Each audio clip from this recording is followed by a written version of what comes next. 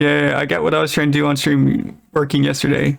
I got like a little like typewriter effect that plays sooner or later. Like it's a little finicky still, but I was just trying to make it where I could actually animate each like letter.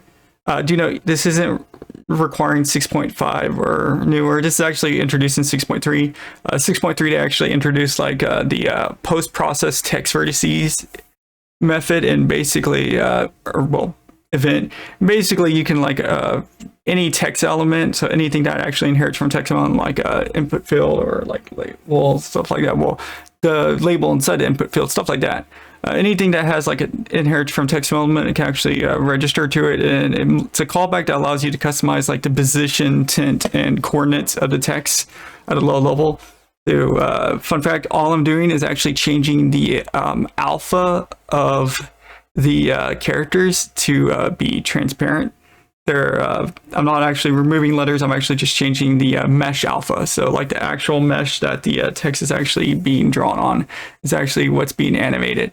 And if in a way you could think of it as like a UV scroll, where I'm just like scrolling a mask or something. But in the end, like I'm actually just going for each character glyph. Do you know they're called glyphs, not like a character text, because glyphs can also be like emoji icons, links, stuff like that, different things in like rich text markup. So there's a reason why it's called glyph, not character.